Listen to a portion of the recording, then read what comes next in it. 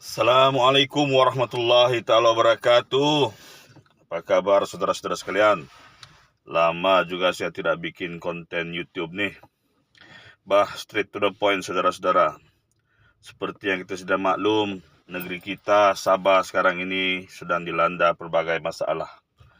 Selain masalah infrastruktur yang gagal untuk dilaksanakan dengan baik, kita juga sekarang ini berdepan dengan satu lagi masalah, yaitu dugaan daripada bencana alam.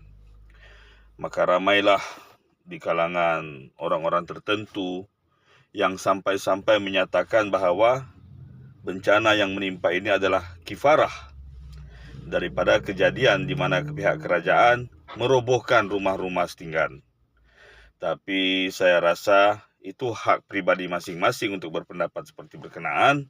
Mungkin mereka emosi karena sebahagian daripada mereka atau keluarga mereka mungkin terbabit dalam tindakan kerajaan merobohkan rumah-rumah setinggan. Boleh jadi, tapi boleh jadi tidak jugalah. Pada pendapat saya lebih menyalahkan kepada kesilapan kita dalam tidak menentukan infrastruktur yang betul untuk menangani masalah banjir. Ataupun kita tidak membuat perancangan yang bagus dalam membuat pembangunan sehingga kita lupa kepada aspek-aspek bencana alam yang mungkin melanda negeri kita. Jadi berbalik saudara-saudara kepada isu yang satu lagi, isu asal, yaitu perobohan rumah-rumah setinggan. Seperti yang kita sedia maklum juga, kebanyakan rumah-rumah setinggan di Sabah dihuni oleh etnik tertentu. Di sini suka saya nyatakan, antara majoriti etnik yang mendiami rumah setinggan adalah etnik Bajau dan Suluk. Kalau saya kaji daripada demografi yang ada di bahagian kota Kinabalu, kebanyakannya terdiri daripada etnik Suluk. Etnik Bajau sudah agak kurang.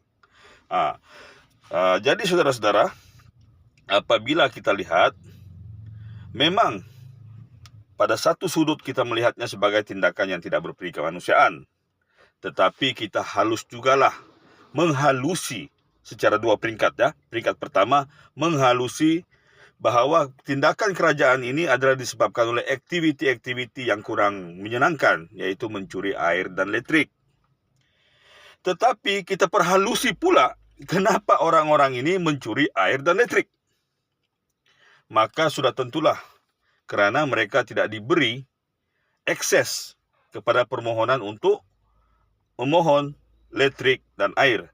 Tetapi kalau kita perhalusi pula lagi kenapa mereka tidak layak untuk meminta permohonan listrik dan air, maka ramai yang menyatakan kerana mereka ini menduduki tanah kerajaan. Tetapi kita perhalusi lagi bagaimana mereka tidak boleh memohon sedangkan mereka ada IC. Tetapi kalau kita kaji lagi sekali dan perhalusi lagi, banyak kali sudah menghalus-halus nih, maka kita tahulah bahwa ada benda yang tidak betul.